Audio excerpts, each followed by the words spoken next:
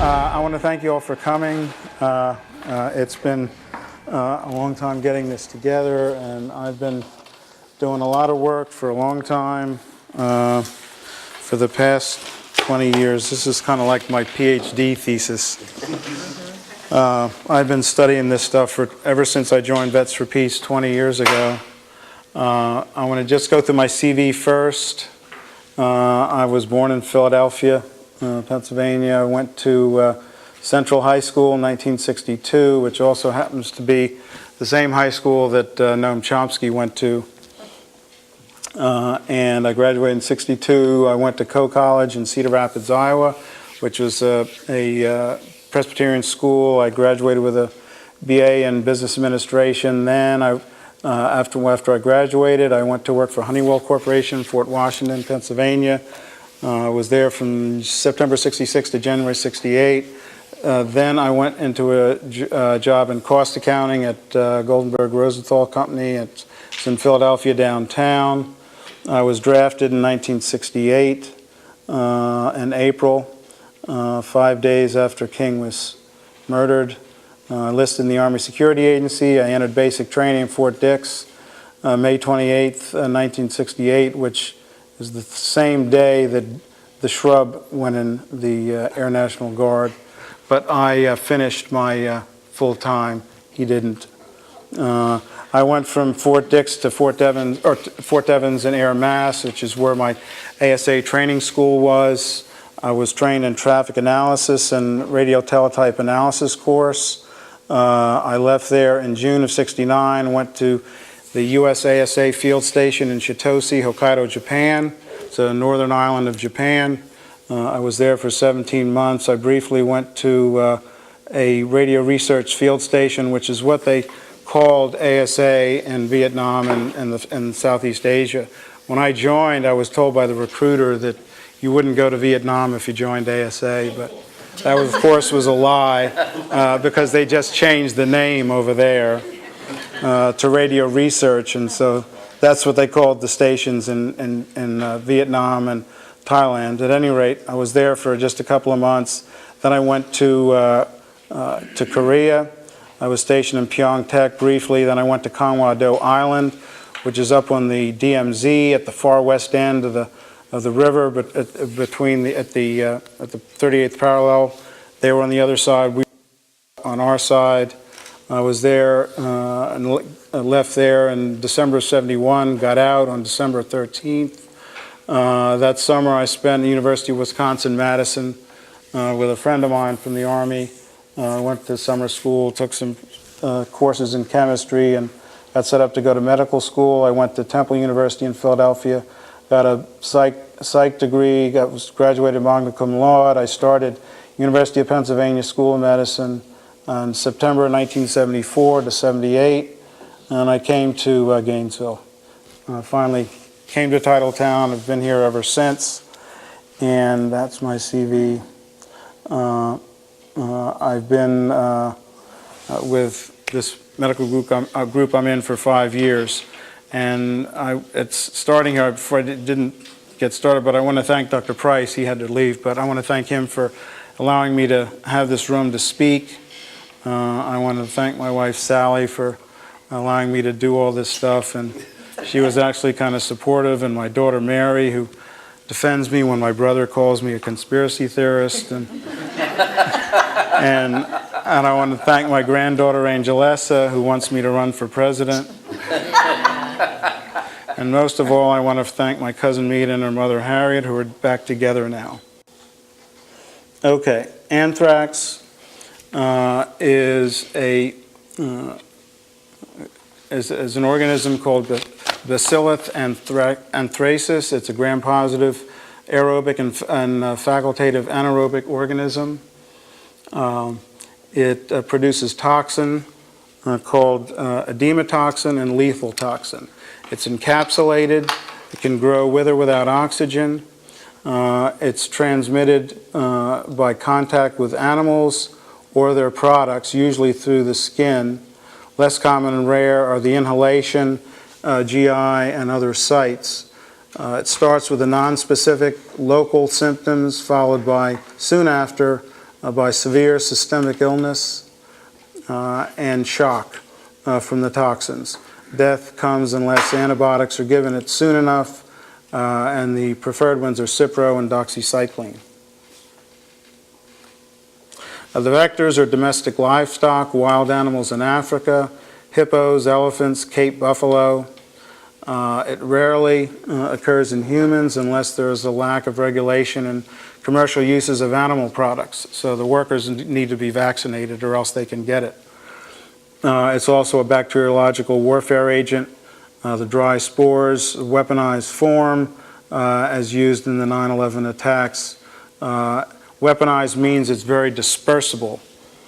1 trillion spores per gram was what this anthrax was that was released on 1 week after 9/11. The 10th year anniversary was 2 days ago, and at this time I want to have a moment of silence for the people who died on that day, those days and the days after. There were 5 people who died. I also want to mention the people who died on 9/11, so I'd like a moment of silence for them.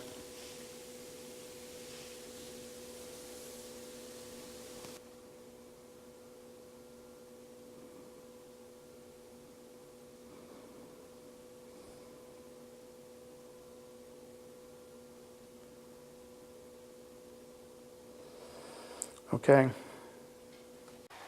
The spores form and the bacilli dry out. The spores can hang around in soil and wool, hides, and so forth for decades until they come in contact with open tissue or a mucosal surface such as the inside of the nose or mouth or GI tract or respiratory tract. Human infection usually acquired through the skin in contact with animals or animal products, rarely ingestion of inadequately cooked meat. Inhalation is one of the most deadly forms, that and the meningeal type, which you would get through an inhalation into the nasal passages and potentially get into the meninges. The spores and bacteria are eaten by white cells in the body called macrophages. They migrate to regional lymph nodes, rapidly multiply, produce toxins which cause the shock and death. They're extremely virulent due to these defense mechanisms that the bacteria have and getting their toxins into cells. The incubation period is 1 to 6 days, but maybe up to 6 weeks. The cutaneous begins with a sore, itchy papule, progresses, ulcerates, gets a large infection, spreads. GI infection ranges from asymptomatic to fatal. Pulmonary starts like the flu and within a few days progresses to a severe respiratory distress, cyanosis, shock, coma, and death. In the pulmonary form, it goes to the central part of the chest called the mediastinum. In the mediastinum are all the central structures of the chest: the heart, thoracic cavity, esophagus, trachea, phrenic nerve, cardiac nerve, thoracic duct, thymus gland, lymph nodes, etc. A diagnosis of this requires a high index of suspicion, i.e. good history taking, which in today's medical environment of HMOs, rising overhead costs, and falling reimbursement, that is not always possible, and that is why the people who caught the anthrax during the attacks died, because there wasn't a high enough index of suspicion for doctors to pick it up, and they caught it too late. People don't go to the doctor when they don't have insurance or don't have money, and so infection rapidly progresses, and then it's too late. Mortality in the pulmonary and meningeal forms are 100% without early antibiotics. It's less so in the other forms of infection. Now there's drug resistance. There are multiple drug-resistant and vaccine-resistant strains being produced by U.S. biowarfare researchers at Battelle Memorial Labs outside of Columbus, Ohio, and Dugway Proving Ground in Utah, which is a military base, It's 80 miles from Salt Lake City. It is larger than the state of Rhode Island. Battelle Memorial Labs is the largest private R&D corporation on Earth. And it runs the biowarfare program at Dugway. There are two types of vaccines, one which has been around for quite a while for veterinarians, and then the newer form which has been used on GIs starting after Gulf War or during Gulf War I and on through. Antibiotics and vaccines are required for known exposure. The U.S. biowarfare program, again, is producing drug and vaccine resistant strains. And the background information on that is a memo by a man named Barry Kissin, who is an attorney and journalist who lives in Frederick, Maryland, where Fort Detrick is.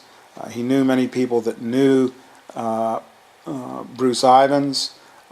He has been following the U.S. biowarfare program for many years. And if you just Google Barry Kissin memo to Rush Holt, you'll have this whole story of how the cover-up of Amerithrax went. Innocent people died days and weeks after the letters were mailed because spores leaked through the pores in the paper envelopes. The envelopes had been sealed with tape. However, these spore particles were 1.5 to 3 microns in size, which is smaller than the pores in the paper. That is how it got out. It got on other people's mail. They somehow inhaled it and died.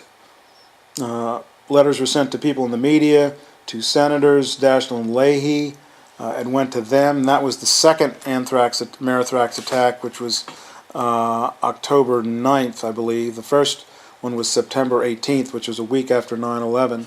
The second one went to the letters went to Daschle and Leahy because Daschle and Leahy were holding up the Patriot/Traitor Act in Congress. The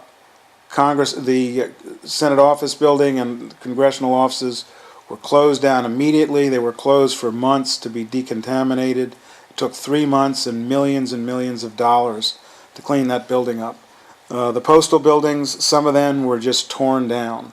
Others, it took several years for them to be cleaned up. One thing to note is how similar the 9/11/Amerithrax attack were to the Reichstag fire and the Enabling Act. The Enabling Act was passed after the Reichstag fire. The Patriot Act was basically modeled after the Enabling Act. And this is what put the German people under a close approximation of what Stasi was during the East German phase, and what the United States has become after 9/11/Amerithrax. Now, one thing you need to know about the Amerithrax attack and 9/11 is they are deep events. The definition of a deep event is a terror attack, war, or other similar event that is preceded by or occurs at the same time as an exercise or drill that mimics the event. During the exercise or drill, a covert signal occurs and the drill goes live. Now, only a few people in the exercise or drill know what's going on. Most of the people are just participating in a drill or exercise as far as they know, and they're just doing what they're told to do. But a small number of people can take control of it, and that's how these events occur. Examples: invasion of Libya. There was Operation Southland. If you just Google Operation Southland, Libya, you'll come up with this operation that started in the fall of 2010. It was a drill, or rather an exercise with France and Britain on bombing in North African country. On March 19th, the exercise went live and the bombing began. 7/7 in London. The drill then was identical to the bombings.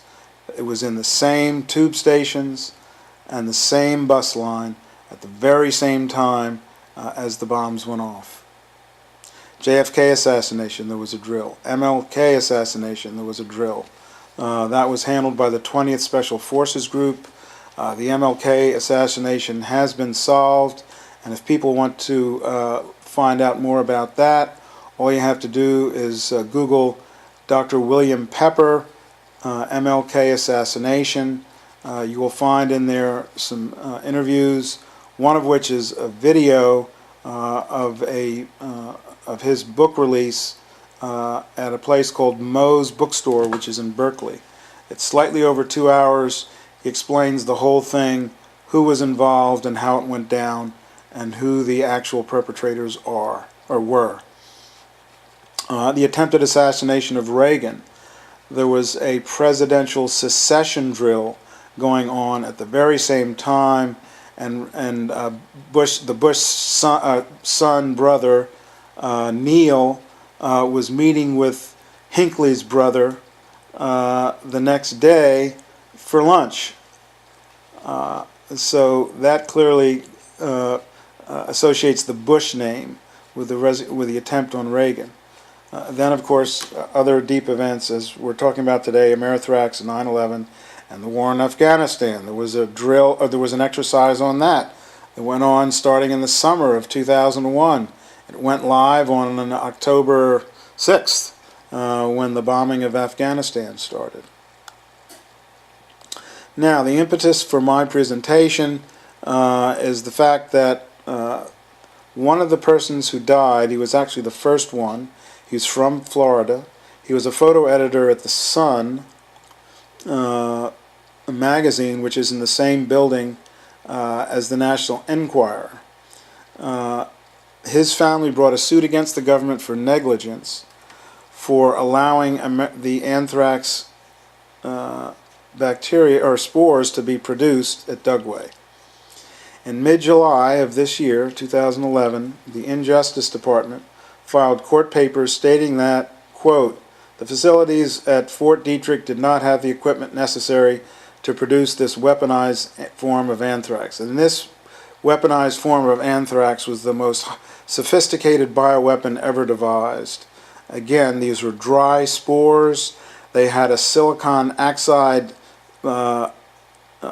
component that was inside the spore coat, or in the spore coat inside the exosporium. And this is what made this anthrax so dispersible. It wouldn't stick to anything. Again, the particles were 1.5 to 3 microns. There were 1 trillion spores per gram. One spore weighs 1 trillionth of a gram. There's 32 grams in an ounce. So you can get an idea of the weight of these spores. And so this was a bioweapon. So based on this fact that the facilities didn't exist at Fort Detrick to make this Amerithrax, the case against Bruce Ivins collapsed. There were 2 articles right after this, and they were the result of a headline in McClatchy News about this court filing by the Injustice Department. Justin Raimondo on antiwar.com and Glenn Greenwald at salon.com, both of whom had written a number of articles about Amerithrax in the past. And this whole thing is about a confluence of sinister entities, the intelligence community, secret societies, and Wall Street. And I urge people to really delve into the secret societies, because then that opens up a whole door into who these people are, how they're connected to Wall Street and the intelligence community. And at the top of it all is the banksters.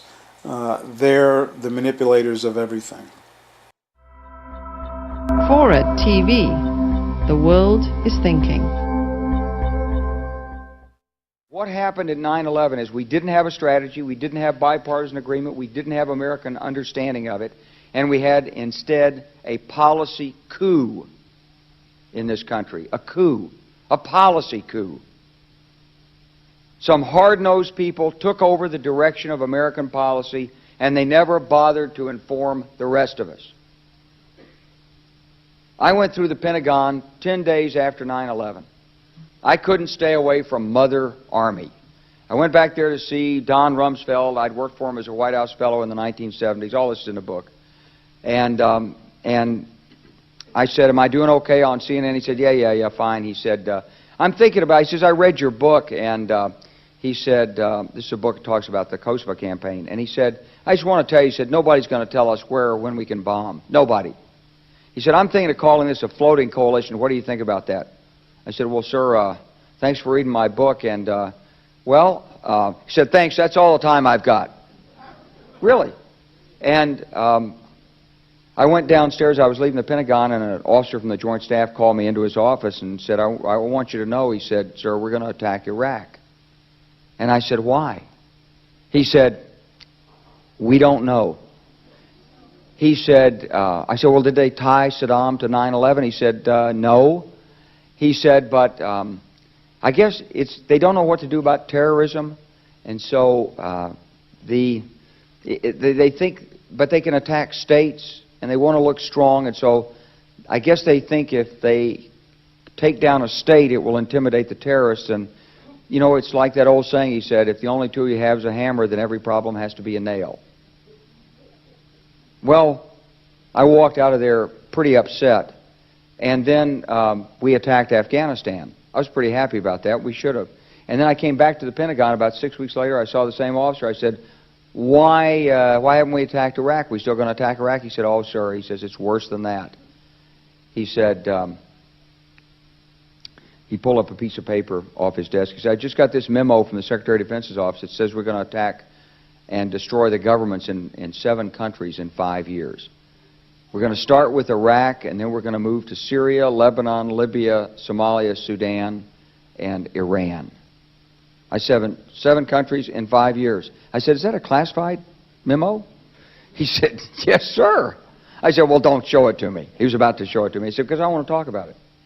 And I sat on this information for a long time, for about 6 or 8 months. I was so stunned by this, I couldn't begin to talk about it. And I couldn't believe it would really be true, but that's actually what happened.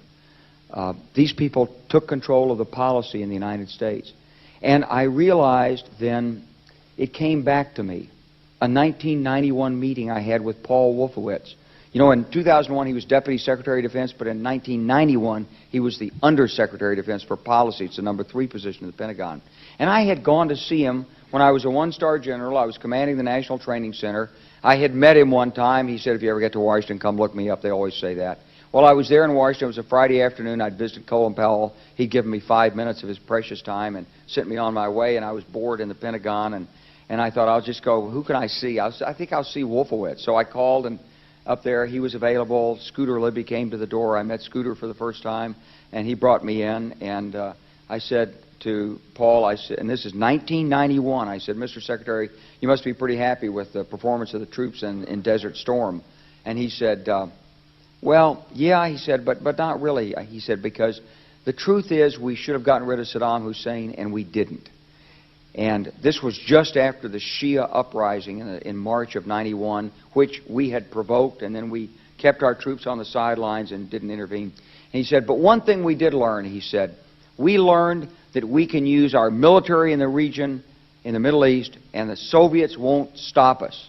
He said, and we've got about 5 or 10 years to clean up those old Soviet client regimes, Syria, Iran, Iraq, before the next great superpower comes on to challenge us. And it was like, you know, I'm coming out of the Mojave Desert. I've been training troops. I haven't been thinking geostrategy for some time. And suddenly a guy just sort of shoves this nugget at you. Well, you remember it. It was a pretty stunning thing. You mean the purpose of the military is to start wars and change governments? It's not to sort of deter conflict? We're going to invade countries? And, you know, my mind was spinning. And I put that aside. It was like a nugget that you hold on to. This country was taken over by a group of people with a policy coup. Wolfowitz, and Cheney and Rumsfeld, and you could name a half dozen other collaborators from the Project for a New American Century. They wanted us to destabilize the Middle East, turn it upside down, make it under our control. It went back to those comments in 1991. Now, did anybody ever tell you that? Was there a national dialogue on this? Did senators and congressmen stand up and denounce this plan? Was there a full-fledged American debate on it? Absolutely not. And there still isn't. And that's why we're failing in Iraq. Because Iran and Syria know about the plan. All you have to do is read the Weekly Standard and listen to Bill Kristol, and he blabbermouths it all over the world. Richard Pearl the same way. They could hardly wait to finish Iraq so they could move into Syria. It was like a laydown. Oh, our legions are going to go in there. This wasn't what the American people voted George Bush into office. Well, they didn't actually vote him into office, but it wasn't what many of the people who... It wasn't what he campaigned on. He campaigned on a humble foreign policy, the most arrogant foreign policy in American history. He campaigned on no peacekeeping, no nation building, and here he is with Afghanistan and Iraq. It's astonishing. So the root of the problem is not how many troops are in Iraq. Please believe me. Don't be mad, if you're a Democrat, at your Democratic congressman because they can't reduce the troops and frustrate the president. That's not the issue. And if you're a Republican, don't be mad at the Democrats because they're fussing with the troops. Whether you're a Democrat or a Republican, if you're an American, you ought to be concerned about the strategy of the United States in this region. What is our aim? What is our purpose? Why are we there? Why are Americans dying in this region? That is the issue. The material that I'm using for this presentation came from two radio interviews on Guns and Butter, which is an excellent online show. It's KPFA in Berkeley. The moderator is Bonnie Faulkner, who's just a great person. She has great people on her show. And a year and a half ago, in March of 2010, she had Barry Kissin on, who wrote this memo that I mentioned earlier to Rush Holt, and who's been studying the U.S. biowarfare program for many years and is an expert on it. He was interviewed to talk about the anthrax that came in this attack, and he talked about how it's connected to the biowarfare program, where it was made, and the nature of it. And that, again, that interview was in the month of March in 2010 on Guns and Butter, KPFA Berkeley. So if you just Google Guns and Butter, KPFA, you'll get to their archives, go back to March of 2010. This show has just numerous interviews that are excellent. The other interview occurred on July 20th of this year, 2011, with Dr. Graham McQueen, who has been on the faculty at McMaster University in Canada for around 30 years. He was in the religion department, and then he started their peace studies program 10 or 15 years ago. And during the early part of 2001, he was involved in a workshop that took place actually in Pakistan, but it was at an Afghan university in Pakistan, about what to do in Afghanistan because they were coming out of 30 years of war and they were trying to plan for things. And it involved people who had been in the government of Afghanistan. There were academics, former government and cabinet officials, 10% were women, and there were a few Taliban in this group. It was a week-long workshop. They were brainstorming on ideas. During this workshop, a delegation of Taliban came to listen to their ideas and to present their ideas. in a perfectly normal manner. Towards the end of the week, one attendee stood up and stated that the U.S. was going to invade Afghanistan to build permanent military bases because negotiations with the Taliban for a gas pipeline from the Caspian region had fallen through. And if you saw Fahrenheit 9/11, Michael Moore's movie, he talked about it in there.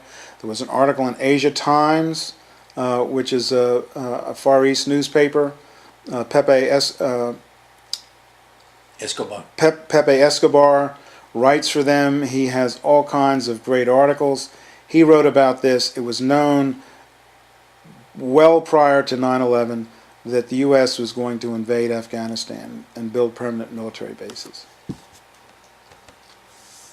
So Graham McQueen didn't know what to make of this, and so shortly after, after the program ended, he went back to McMaster University, went back to work, and then 9/11 happened, and then Amerithrax happened.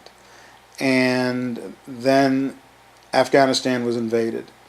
And he just was floored. He said, I've got to study this. So he took, he went into, I guess, a sabbatical to study the whole thing. And he looked at 9/11 and Amerithrax and to see what, if there were any connections between the two events, because they were only a week apart. And then, again, the second attack was 4 weeks after 9/11. There were structural similarities. 9/11, they blamed Arabs and Muslims. Amerithrax, they blamed Arabs and Muslims. 9/11 was an attack on the body of the nation.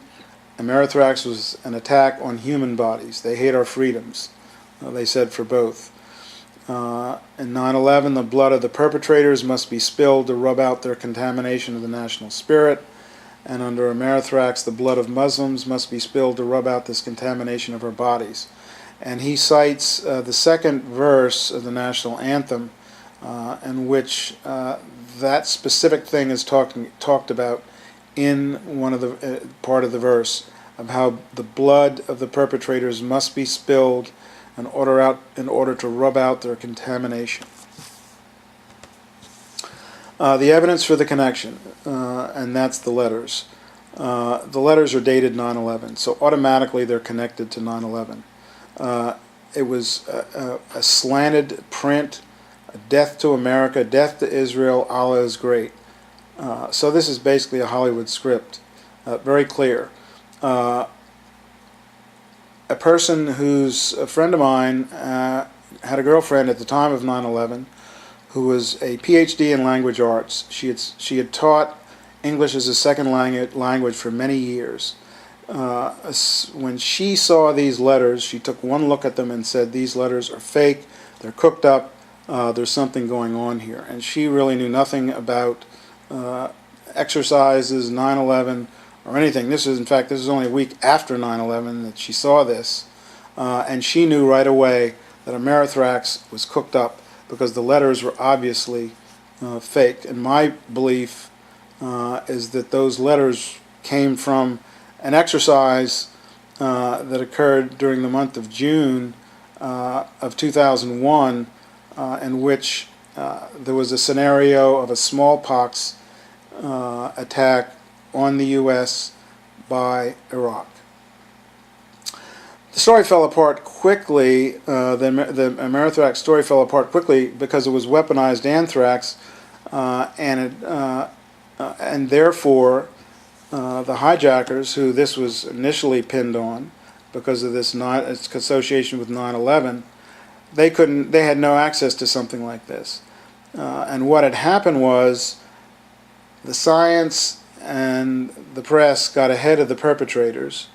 It got out that it was weaponized anthrax and that it was clearly produced in the U.S. biowarfare program because it was the AIM strain, and that was known to come from the U.S. And the places where it was produced could be produced were Dugway and Battelle Labs. So this connection with the hijackers fell apart quickly. The next thing they did, and the perpetrators of this Amerithrax attack, when that fell apart, a rumor surfaced that it contained bentonite. Now, bentonite was supposed to be the signature of Saddam Hussein in Iraq, that it was in their anthrax. Somehow the Armed Forces Institute of Pathology, which is the arbiter of all pathologic slides in the U.S. and probably the world, because they're the ones that any pathologist sends slides to for second opinions when there's a question about what's the diagnosis on the slide. They got the specimen, looked at it, and said there wasn't any bentonite. And it was probably very easy to do. All it would take would be a chemical reaction. You take some chemical, drop it on the Amerithrax, and look for a color change that would occur if there was bentonite in it. And the color change didn't occur, therefore it didn't have bentonite. It couldn't have been used by the hijackers. So therefore, by definition, it became an inside job, and that's exactly what happened. Around a few months after the attack, the head of Homeland Security, Tom Ridge, ex-governor of Pennsylvania, said, this is looking like it's an inside job. And so they had to find a lone nut patsy to blame. So they first went after this Stephen Hatfield, who had long-standing intelligence and biowarfare connections in Africa. And as I mentioned before about this rebellion in Zimbabwe, when the people of Zimbabwe overthrew the Rhodesian government, 10,000 people of the rebels came down with anthrax. And Stephen Hatfield was over there in the area. So he has long-standing connections. But he fought back. They didn't really have any evidence against him that could really pin it to him. He fought back, and he got several $1 million in a damage suit. So then the FBI went after Bruce Ivins. Bruce Ivins had been helping them, trying to help them find the perpetrators. He was a researcher at Fort Detrick. He worked with vaccines. When you work with vaccines, you work with live bacteria. You don't work with spores. Spores aren't susceptible to vaccines. Spores turn into bacteria when they get in your body, and that's what the vaccines prevent, is the actual bacterial infection. So he has he doesn't have any equipment or anything to make dry weaponized anthrax. So there was a huge contradiction. Eventually it came out it was dry anthrax. And so the case against Bruce Ivins had always been very shaky. But then again, 2 months ago, July of 2011, the case collapsed. Now there are historical parallels also that Dr. McQueen came up with. On 9/11 there were exercises, and before 9/11 there were exercises. There were several on 9/11. Now the number is up to well up in double figures. The number of drills and exercises associated with 9/11. The anthrax, Amerithrax. There was an exercise that I mentioned before, Dark Winter, June of 2001, a smallpox attack blamed on Iraq using Muslim intermediaries. Now, many of the hijackers of 9/11 were in Florida. The first death from Amerithrax was in Florida, and that was this reporter a photo editor that I mentioned. The wife of the editor of the National Enquirer knew two of the hijackers. She was a real estate agent and got them a place to live.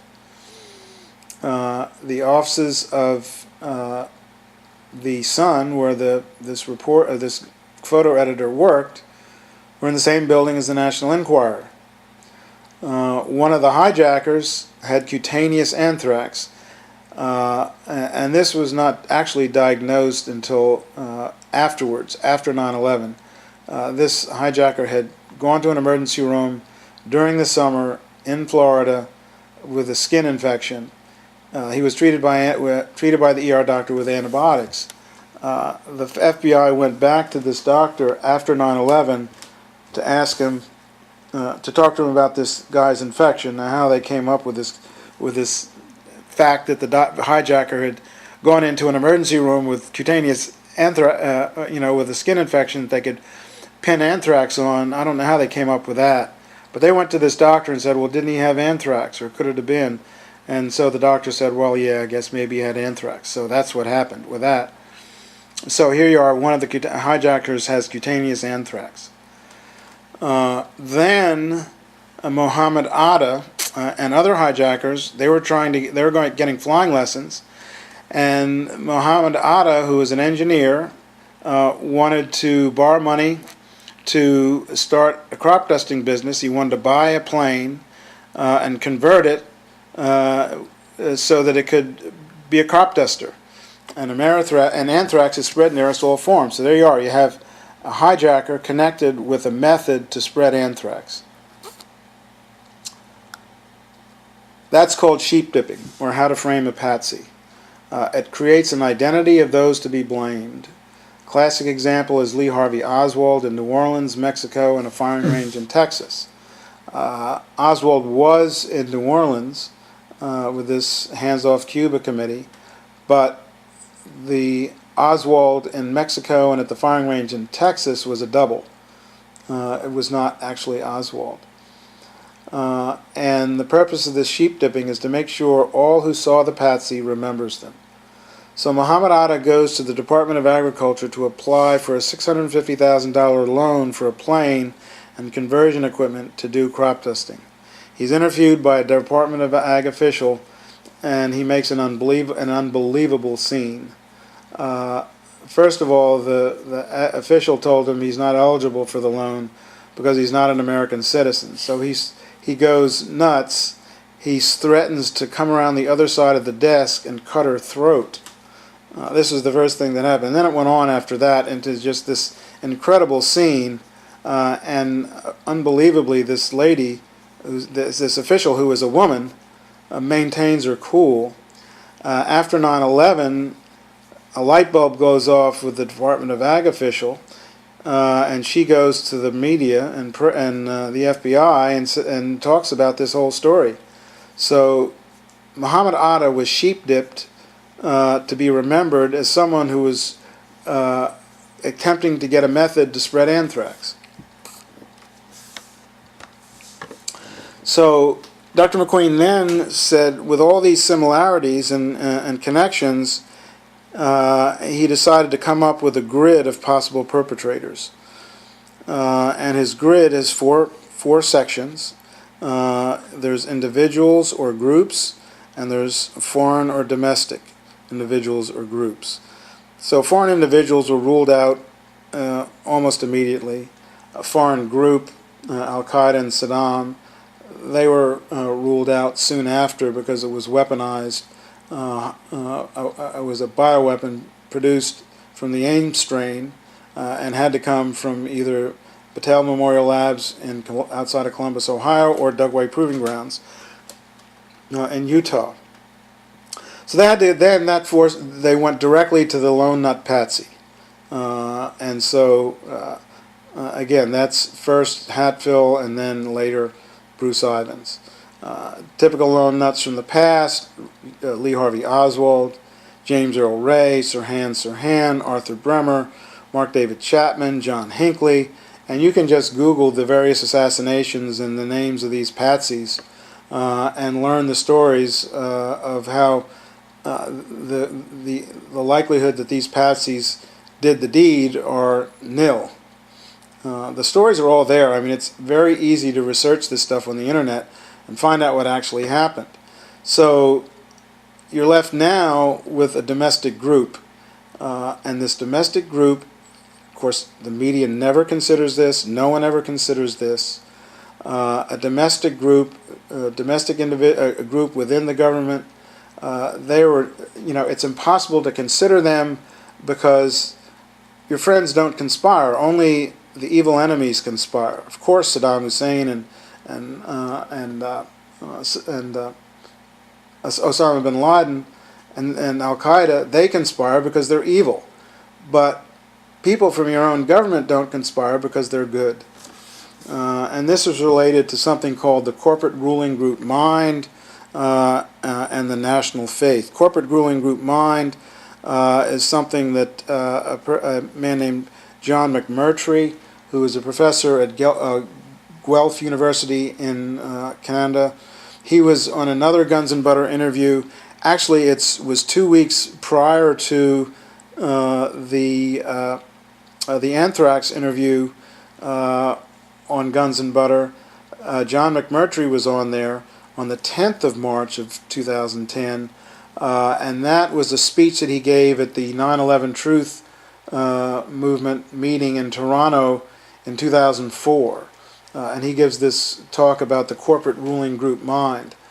National faith is what David Ray Griffin says. National faith is something that's even bigger than religion. There's people have different religions within a country, but the national faith about the country itself is something that's higher up in the hierarchy than religion even. And it's the same thing. People just have this idea that the government can't conspire against the people because they're automatically thought to be good. And it's the result of mass media brainwashing. All the networks, CNN, Fox, NPR, PBS, etc., Time, Newsweek, and so therefore this domestic group is never considered. The corporate media is ruled by a few corporate behemoths and Rupert Murdoch. The public media, the alternative media, a good bit of that is controlled by large donors, which are the large foundations such as Ford, Rockefeller, etc., and those large donors limit what these alternative media outlets can say because they're donating the money. If they lose the money from them, then they go out of business. The other problem is Americans are couch potatoes and thinks politics and democracy is a spectator sport. They don't really get involved with trying to do things. And most important, Americans forget history. History is distorted by the mass media and shoved down the memory hole. And all you have to do is read 1984 to see what's going on there. So to summarize, 9/11 blamed on Saddam, Osama bin Laden. FBI has no evidence on Osama bin Laden. He was never on their 10 most wanted list for 9/11. Amerithrax blamed on Saddam, Osama bin Laden, hijackers. The FBI, when that fell apart, the FBI started a rumor that it contained bentonite, so it had to be Saddam Hussein. That fell apart because the Armed Forces Institute of Pathology evaluated a specimen and said there was no bentonite. So, and then the fact that Amerithrax is an industrial weapons-grade biological agent, and these foreign individuals and groups don't have any access to it, and so the domestic lone nut Papsy had to be found. That's fallen apart, and so now there's a final contradiction. 2 attempts to convict a patsy have failed. Various pieces of the evidence connect the 2 events. Amerithrax had a preceding exercise, Dark Winter, which went live. There were other projects associated with Amerithrax, Clear Vision and Bacchus, and you can read about those in the Barry Kissin memo to Rush Holt. The 2 events are closely connected, and both are inside jobs. So, who is a domestic group potentially that could have done this? Did a plan, motive, and domestic group that satisfies the requirements exist? Yes. Do we know who they are? Yes. Motive and plan. A Clean Break, written by the neocons of Project for New American Century for Netanyahu back in the 90s when he was head of the Israeli government. It's a new strategy for securing the realm. Then there's The Grand Chessboard, a book by Zbigniew Brzezinski of the Council on Foreign Relations Trilateral Commission, who put war plans in a 1997 book, A Blueprint for World Dictatorship, as it was called by a former German defense minister. And this was for an invasion of Eurasia in order to control the world. The neoconservatives who wrote A Clean Break also were involved with Project for a New American Century, envisioning world empire based on military domination, required an invasion of Eurasia as laid out by Brzezinski and Grand Chessboard, but required a new Pearl Harbor. Therefore, 9/11 and Amerithrax. This neocon philosophy that they espouse comes from their connection to Leo Strauss of the University of Chicago and Hegel, who was a philosopher from Germany, I believe, from a few hundred years ago. Espoused Machiavellian principles. Leaders can and should lie to the people to achieve their goals. There's the Hegelian dialectic, synthesis, antithesis, and thesis, antithesis, and synthesis. And this is the shock doctrine. There's a book called The Shock Doctrine by Naomi Klein, which outlines this whole principle and what the shock doctrine is. They combine these to form false flag events, which is the shock or the thesis. They come up with an antithesis of what to do, and then they're able to bring through things that they could never get done, such as the Patriot/Traitor Act, as a result of the shock and awe, because people are terrified. Creates fear to mislead the public and achieve their goals, and this is basically this Machiavellian principle that's espoused by Leo Strauss and the neocons. That's how they operate. That's their MO. The shock and awe response plan, that was prepared prior to 9/11 in 1998. The Catastrophic Terrorism Study Group, headed by Robert Zelikow, who was the head of the 9/11 Commission. Amerithrax was number 2 in the 1-2 punch of shock and awe, designed to usher in the invasion of Afghanistan and Central Asia. Iraq after Afghanistan, both of which had been planned years before in the grand chessboard, a clean break, and a strategy for Israel in the 1980s. And if you don't believe a domestic government group can conspire to kill Americans, the thing to do is Google Operation Northwoods, which was a plan to blame on Cuba the shoot down of an airliner with people in it, killing of people on the streets in U.S. cities, so that the island of Cuba could be invaded. So here we are, this world empire and world government envisioned by banksters from 2 centuries before was now on the verge of execution after these wars were started, and that's where we are. 9/11 cannot be looked at in a vacuum. Many events have occurred in my lifetime that have a common thread. Assassinations in the 60s, the Tonkin Gulf, war in Vietnam, attack on the Liberty, more assassinations, COINTELPRO, October Surprise. In the 70s, there were secret wars in Laos, Cambodia, Thailand. There was the first 9/11 in Chile, the Arab oil embargo, Watergate, the hostage crisis. In the 80s, there was another October Surprise, genocidal wars on Central and South America, Operation Condor, Iran-Contra, Iraq-Gate, the BNL scandal, more secret wars in various African countries, invasion of Panama, Mena, Arkansas, Contra Arms for Drugs operation. Then in the 90s, the Mena drug operation ongoing, Gulf War I, Waco, World Trade Center bombing #1, Oklahoma City, war on the Balkans, and Seattle 99.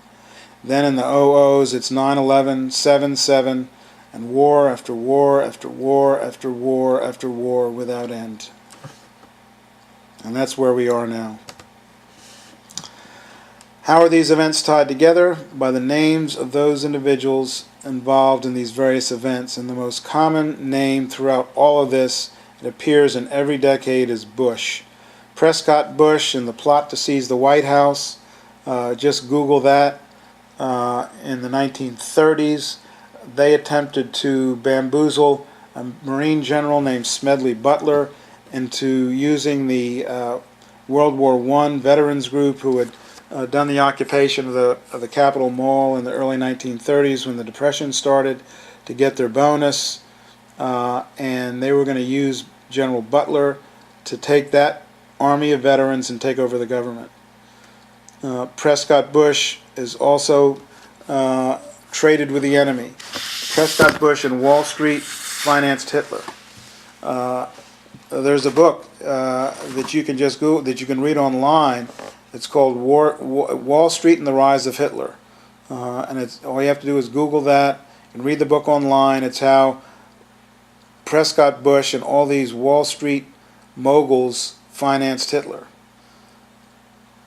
H.W. Bush, Bay of Pigs. His front company, Zapata, which ran the operation, the boats, the Barber, and the Houston. H.W., the JFK assassination.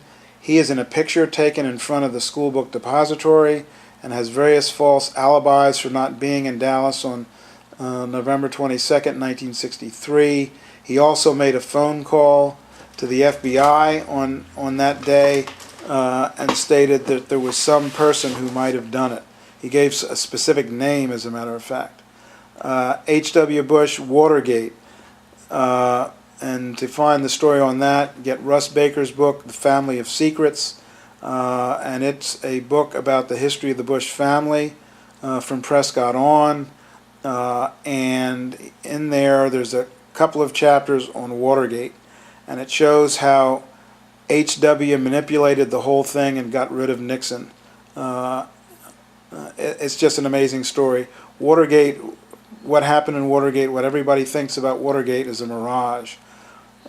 Russ Baker really shows us what actually happened. In the 80s, H.W. Bush is involved with everything.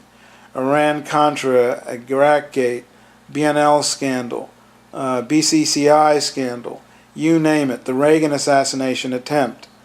He's connected with all of it, everything in the 80s.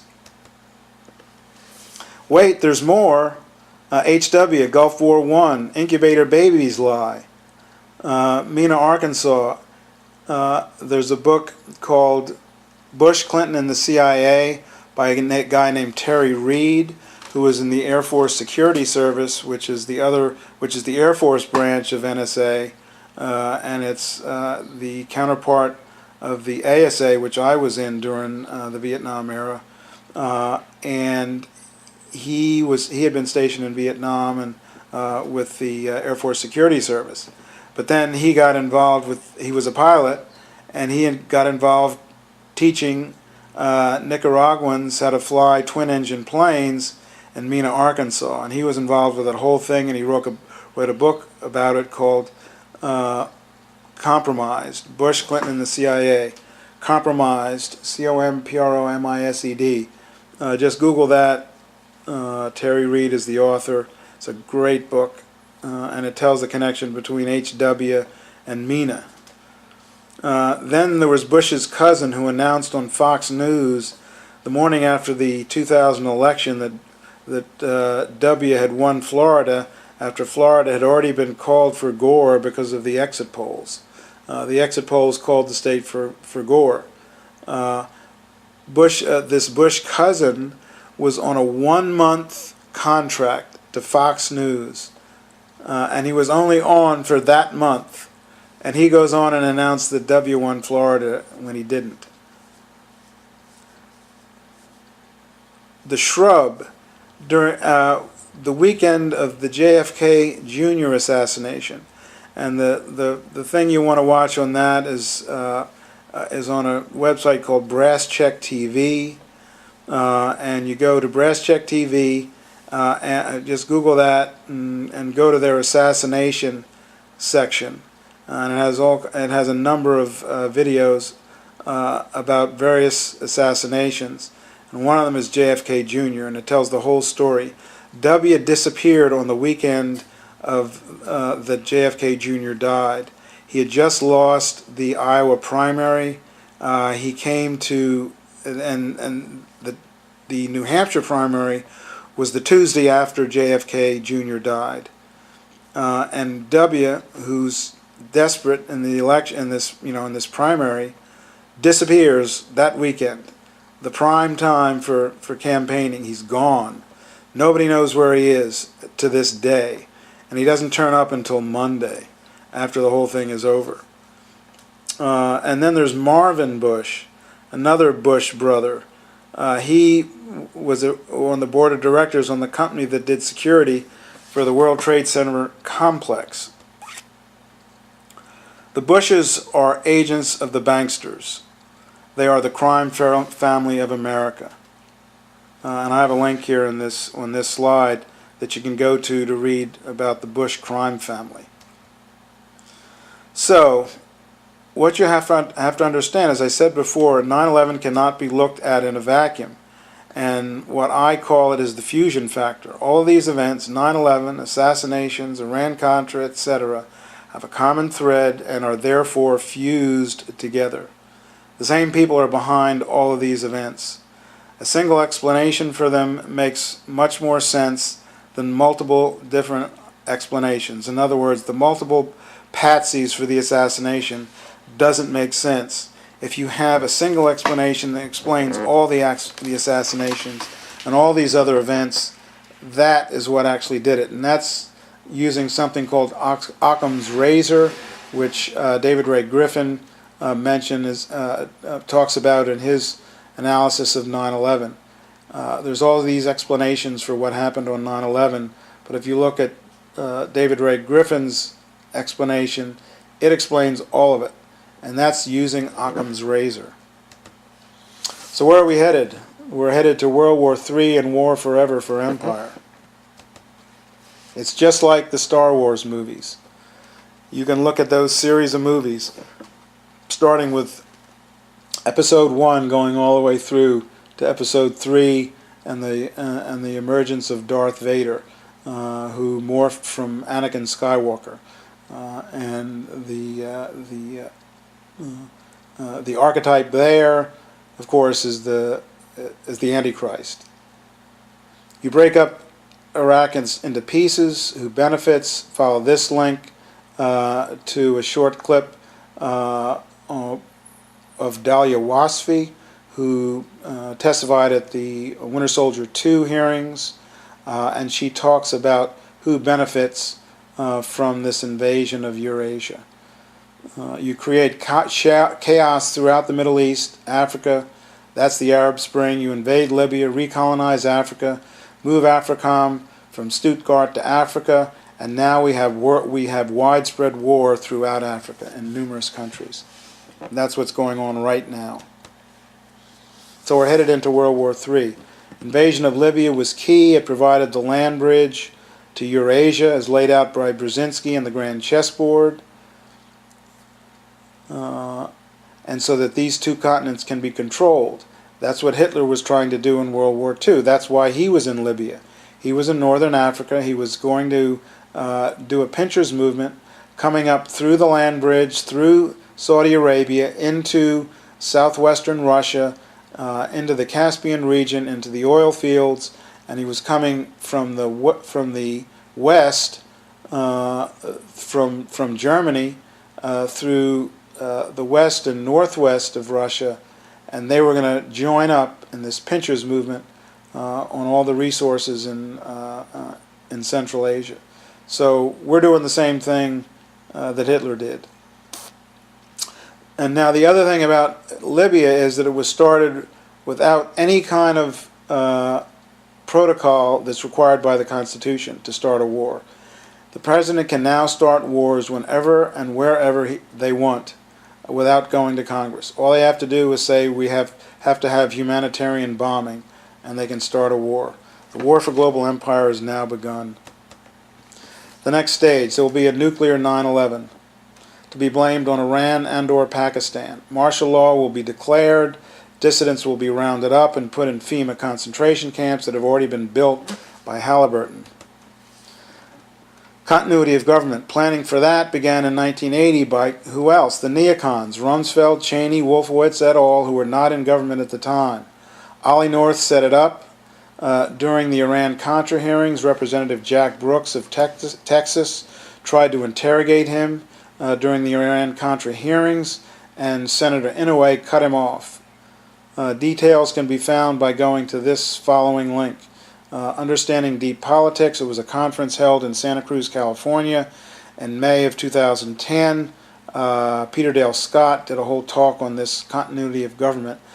and how everything was set up starting in 1980, going up until 9/11. Numerous wars and presidential directives were handed down, or numerous laws and presidential directives were put together over this period of 30 years, or almost, 20 years, coming up to 9/11, so that the continuity of government can go through the way they wanted it. 9/11 triggered continuity of government. Cheney disappeared for an extended period. Northcom installed in the defense of the fatherland. On 9/11, NORAD intercepts were under the vice president. Per continuity of government dictates. The plane carrying the missile was able to fly right over the Pentagon and release the missile. And the link on that is citizeninvestigationteam.com. They have a whole film on the plane approaching 9/11, approaching the Pentagon, rather. The banksters are behind all of it. How do we know this? The invasion of Libya is key. The first thing the rebels did was bomb the central bank of Libya. Then they opened up a central bank for the rebels in Benghazi, which is controlled by the banksters. The central bank of Libya that was under Gaddafi had 144 tons of gold in it. Where that is now, I don't know, but they had more gold than the government of Greece, who had 110 tons of gold. So think about it. A group of rebels, 2 days after their rebellion officially starts, and the NATO is helping them, they form a central bank. I mean, whoever has ever done this in a previous rebellion? Did Ho Chi Minh go to Europe and open up a central bank? How about Castro or Hugo Chavez? When they had their rebellions, did they go to Europe and open up a central bank? No. World War III was predicted 140 years ago by Albert Pike, who was a Confederate general. The First World War must be brought about in order to permit the Illuminati, which is the banksters, that's who they are, to overthrow the power of the czars in Russia, which was done by one of the Warburgs, who spent millions of dollars to have the czars assassinated, and the making of that country a fortress of atheistic communism. The divergences caused by the agents of the Illuminati, and that was the leaders of Russia, between the British and Germanic empires, will be used to foment this war. At the end of the war, communism will be built and used in order to destroy other governments and in order to weaken the religions. World War II. The Second War must be fomented by taking advantages of the differences between the fascists and the political Zionists. This war must be brought about so that Nazism is destroyed and the political Zionism be strong enough to institute a sovereign state of Israel in Palestine. During the Second World War, international communism must become strong enough in order to balance Christendom, which would be restrained and held in check until the time when we would need it for the final social cataclysm. The Third World War must be fomented by taking advantage of the differences between the agentur of the Illuminati, between the political Zionists and the leaders of the Islamic world.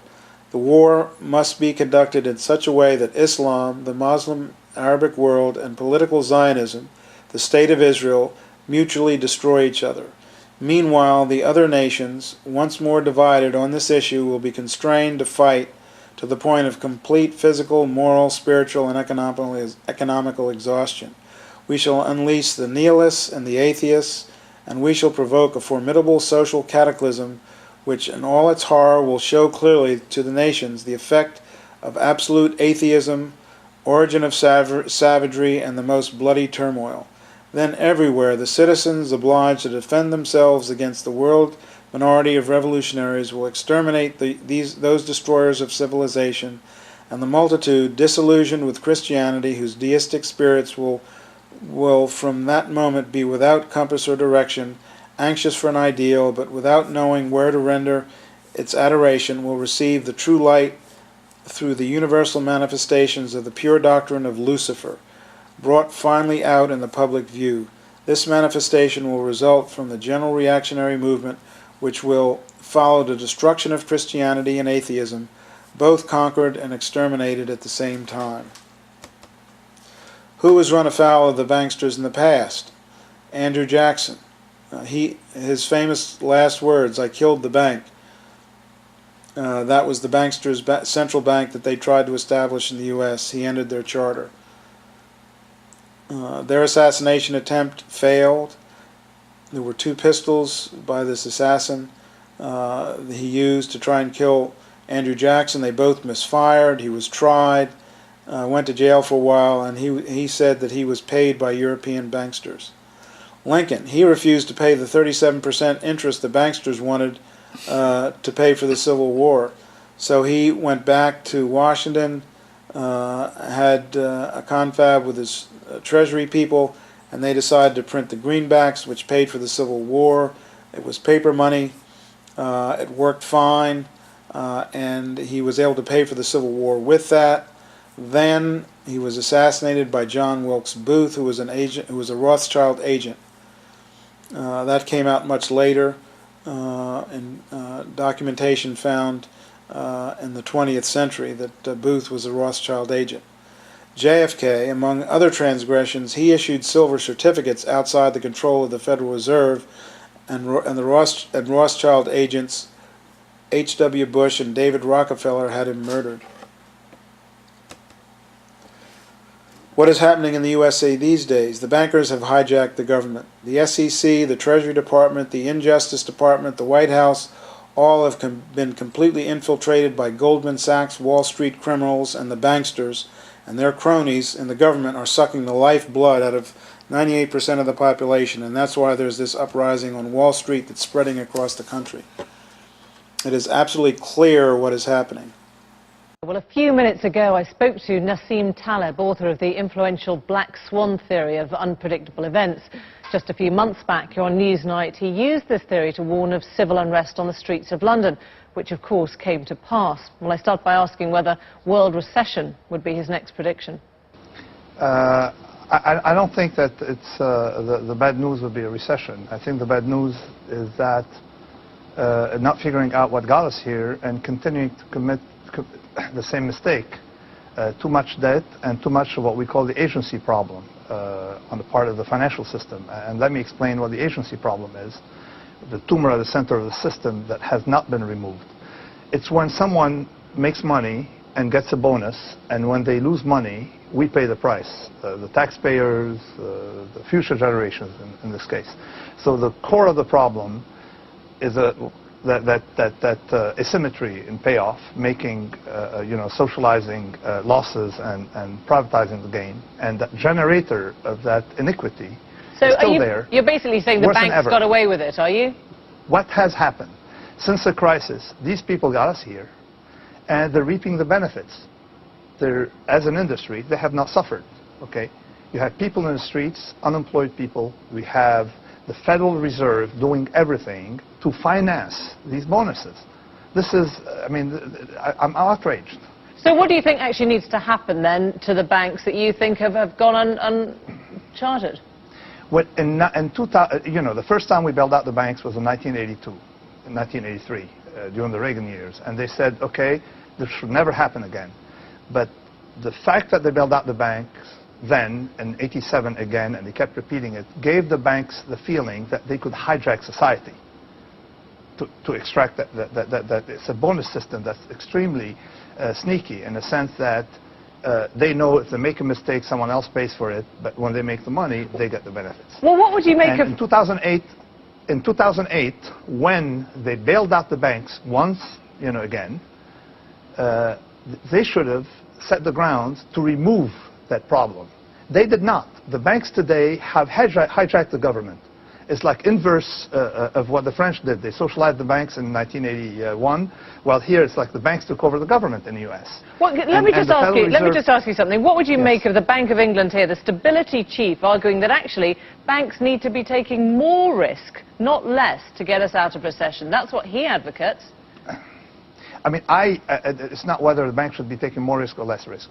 The banks should be something other than machines to generate themselves bonuses. Okay? The banks should be something that like more like a utility. We are bailing them out because they're a utility. Otherwise, we'd let them die, like other businesses, like the car industry, like other businesses.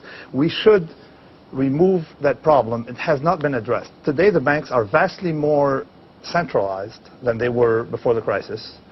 They are much more powerful than they were before. They have an incredibly sneaky lobby in Washington.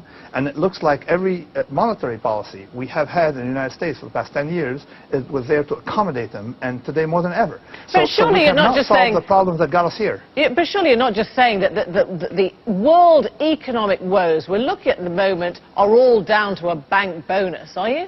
No, it's because the monetary policies that we are engaging in the United States, putting interest rates at zero, seems to just do nothing but supply banks with cheap money. That's it. So what Nothing should else. change? What should change then in terms of the policy now? We should have, the first thing we should have done is try to remove the cancer by working on lowering indebtedness in society, particularly in the United States. We lost 3.5 years, okay? We should have started the process very early, transform debt to equity. I mean, it's like a country cannot survive on air. Money is air. You print money, it's air, okay? You need to do something other than just print money and create public liabilities. But the aim of this is to get growth back into the economy, surely. The word growth to me, okay, by itself is meaningless. It's like saying speed, okay? You need safety before growth, okay? Pseudo growth. Madoff had growth. A Ponzi scheme generates growth. That's not the growth we want. We want something sustainable, something robust, something effective. And people who talk about growth without robustness, okay, are not acting responsibly. It's like growth that's going to make the system collapse in 2 or 3 years is not the growth we want. We want to clean up the system. We wasted 3 years doing nothing but transferring money into the pockets of bankers. Nassim Taleb, thanks very much indeed. Thank you. Thank you for inviting me. Who is doing this for them? Obama. He is Rosemary's Baby in reverse. His famous grandmother was the bag lady for all the Asian dictators during the 60s and 70s. His mother seduced his father in Africa.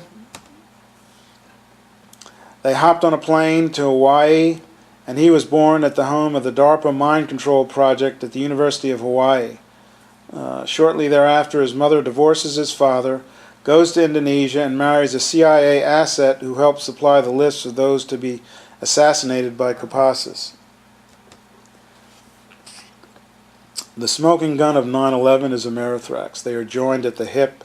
Amerithrax was an inside job, therefore 9/11 was an inside job. The banksters have hijacked the government, they've hijacked Congress, they've hijacked everything. And people are in the streets, and right now it's going on in Wall Street. They're occupying Wall Street, right now. Right, and it's not covered. news. It's not covered at all. It's not covered at all. There's nothing news about it.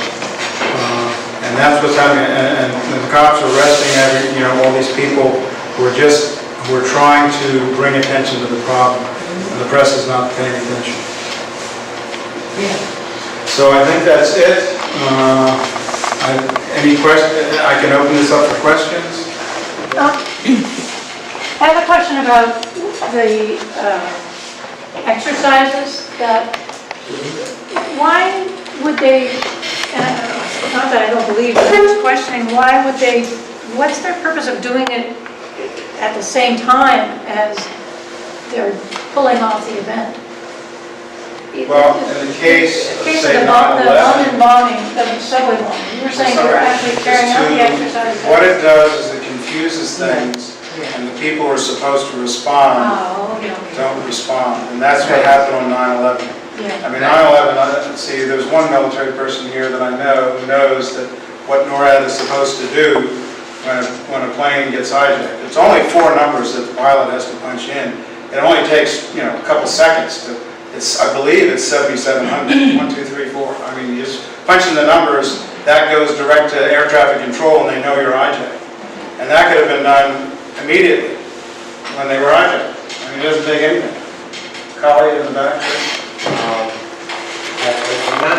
I also heard something about Cheney being present at NORAD that day for Well, he was right. He was directing the orders on. There was a plane approaching the Pentagon. I mean, there's missile batteries all over Washington D.C. There's missile batteries all around the Pentagon.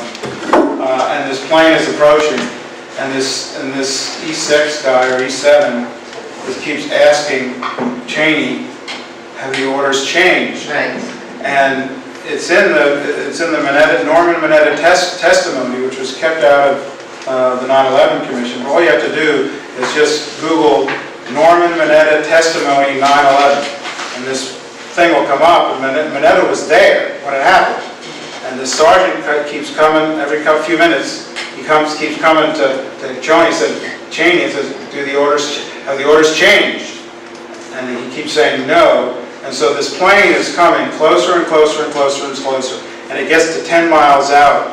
And he comes again, and he says, "Have the orders changed?" And Cheney, the description Mineta gives is he whips his head around and says, "Have you heard that they've changed?" "No, they haven't changed." Wow. And the thing came right in. And if you go to something, if you just Google 9/11 pilots, or pilots for 9/11 truth, and you go to you'll find a website called CITinvestigationteam.com, and they have a film in which they interviewed 2 policemen and several other people who saw this plane come in, and they described where it went and what happened to it. And one of the people is the guy on the other side of the Pentagon who saw this plane, who was on the opposite side, and he was in a loading dock, and he heard this explosion. And he jumps up and runs. It's a big, it's a loading dock. It's probably the opening is as big as this wall here, or bigger. And he's only 5 steps away from it. He runs out, and as he runs out, this plane goes over the parking lot and on and on and on. Yeah. Radio control. Yeah. So there was no plane.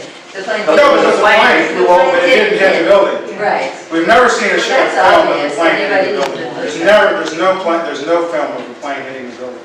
All you see is this probably less than 5-second thing. There's a blur and an explosion, and that's all you see.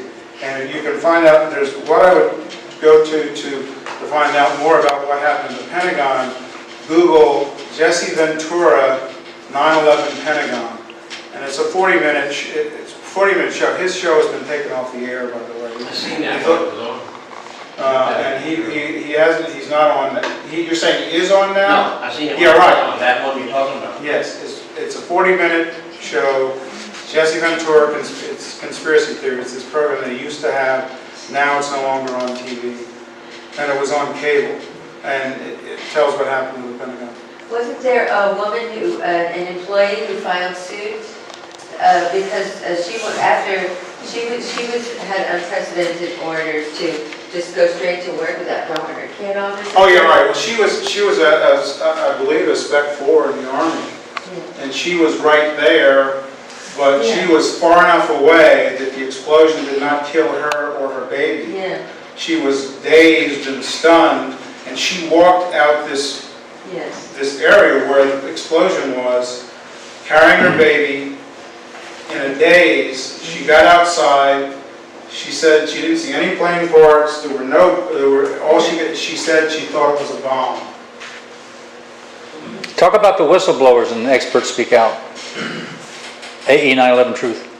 Okay, let's see. No, I didn't see the whole film, so I can't really say. But let me just get these questions. How do you see this progressing? Do you see, I personally see a revealing coming. I mean, it seems to be reaching some kind of critical mass, but that might just be because I'm so involved in watching videos and... Most people don't have a clue. I know, but I want to ask our presenter what he thinks, where we're going. I don't know.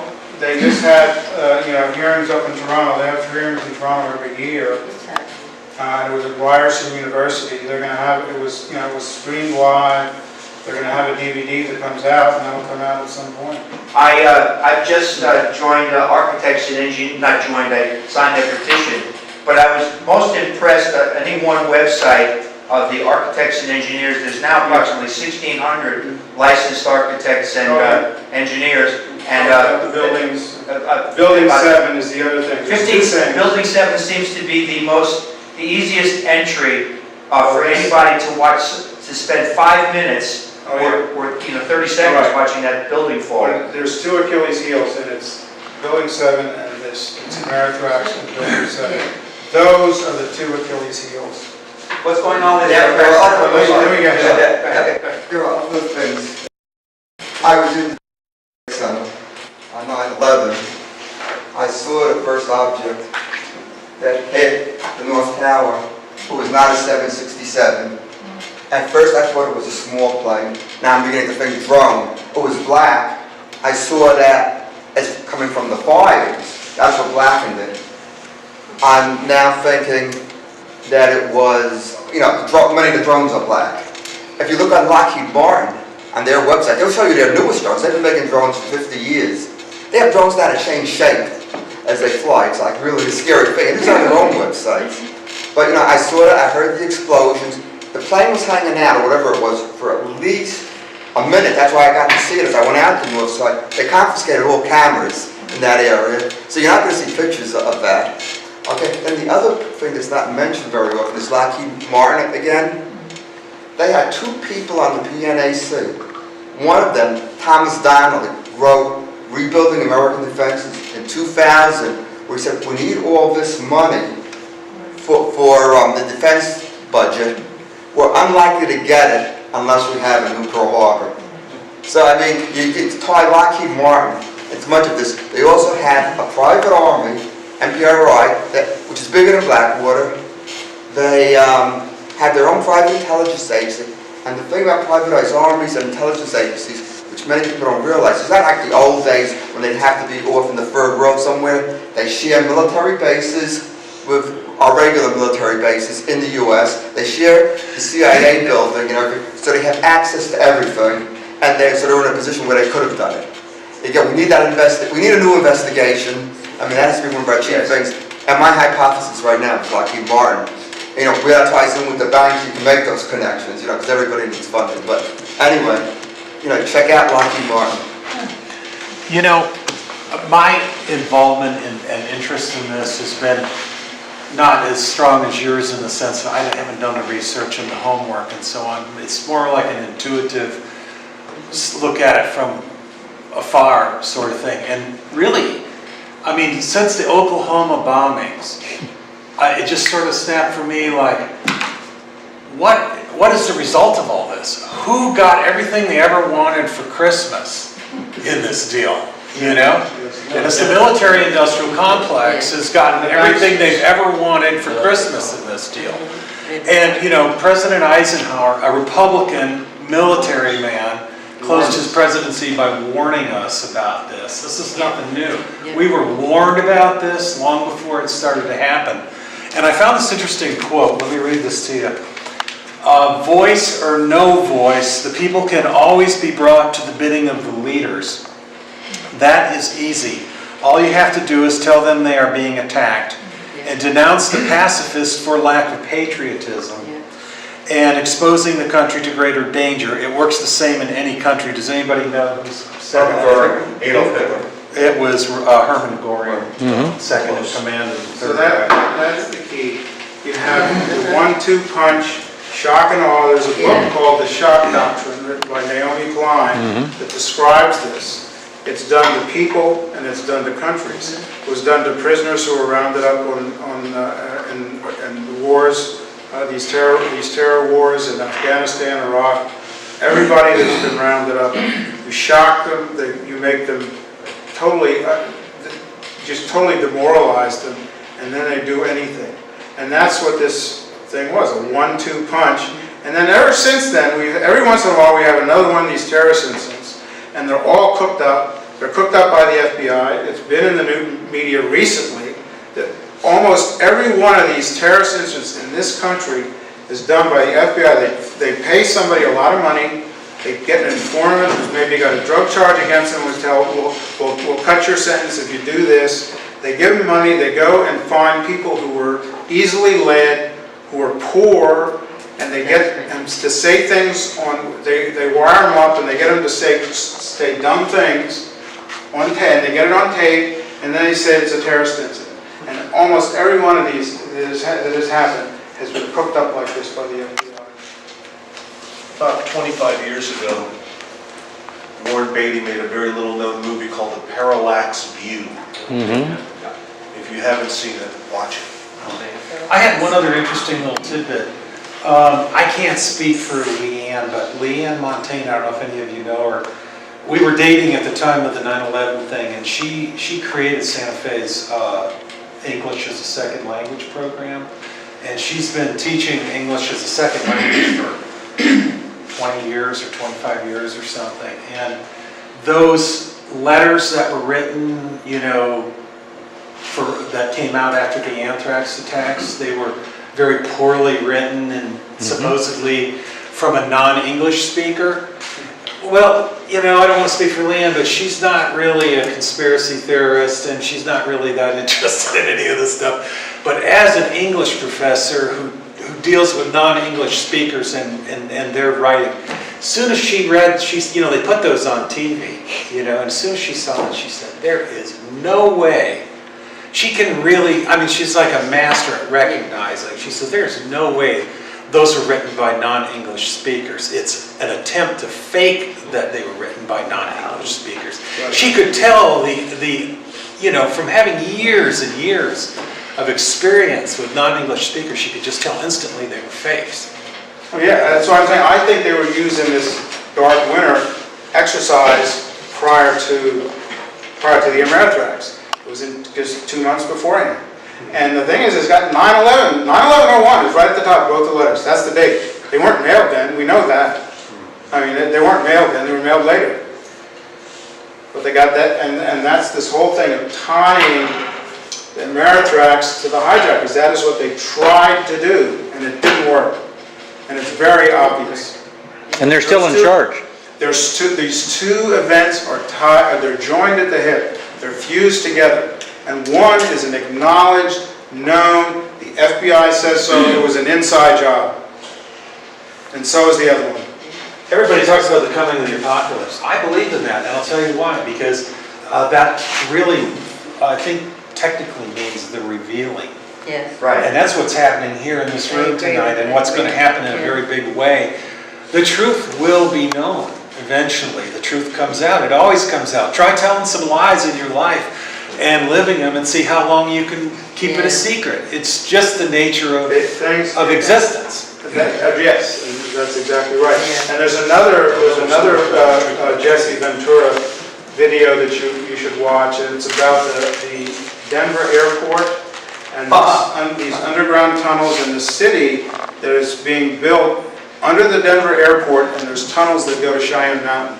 And there's a movie, and a lot of this stuff is in the movies. I mean, there was a movie about the 9/11 attack before it happened. You can Google it up. And there was also this a show on The Simpsons. And it's got this part where they talk about going to New York, and they bring up this poster, and this is in 1998.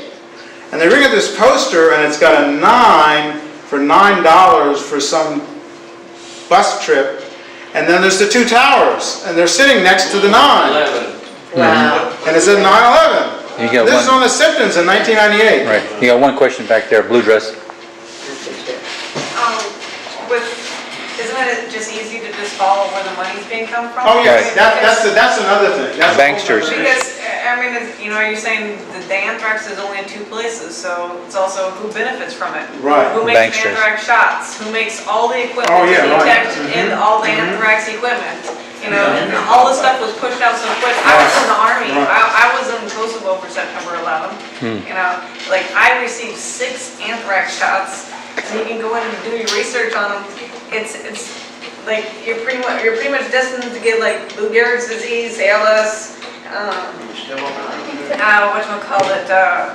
MS, Alzheimer's, Parkinson's. Gulf War syndrome. Yeah, all those shots have so many different things that cause all those things. And if you look at that, there's at least 200,000 documented cases of Lou Gehrig's, MS, Alzheimer's, and Parkinson's that are directly linked back to those anthrax shots from the first Gulf War.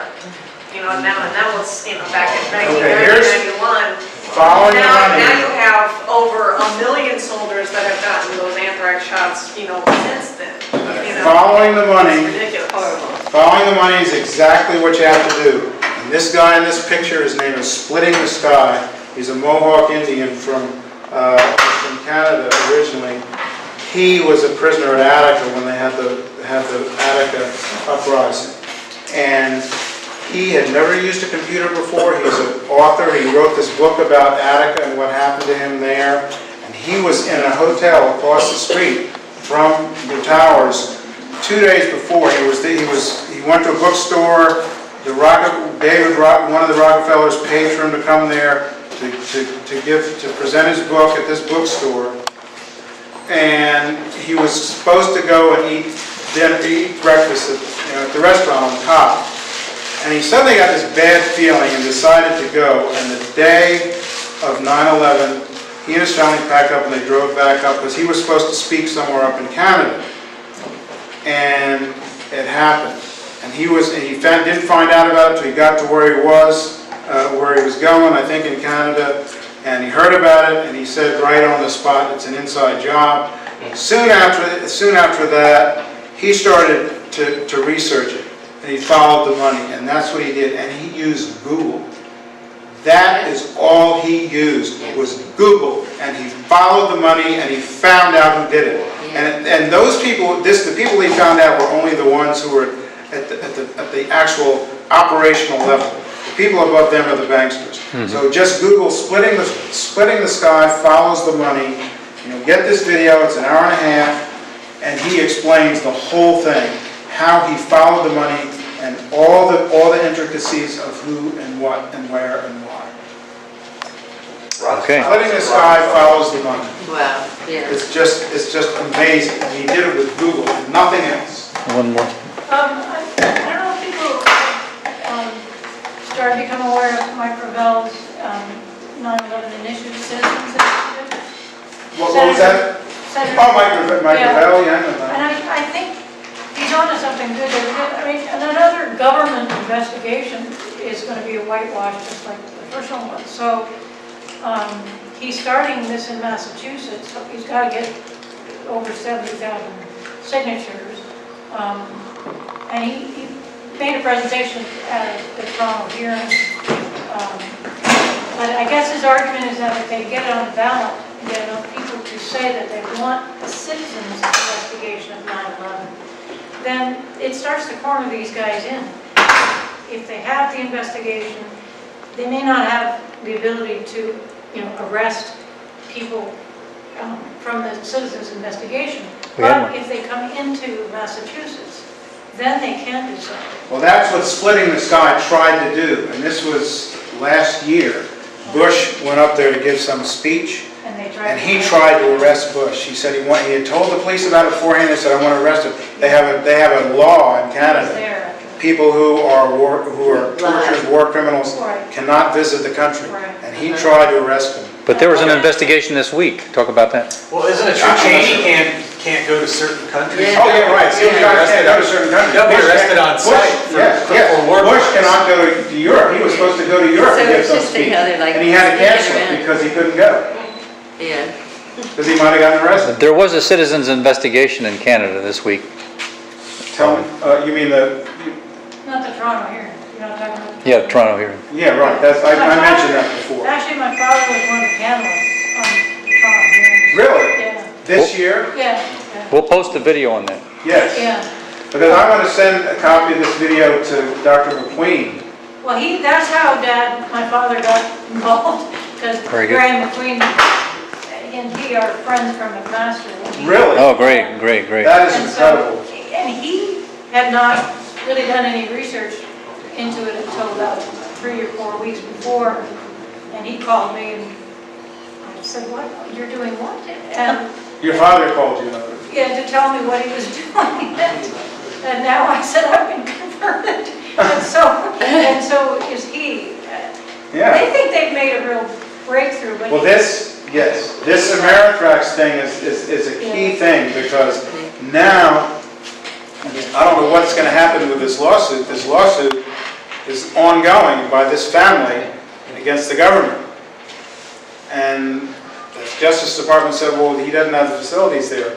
Well, where did it come from? So that's the big Achilles heel.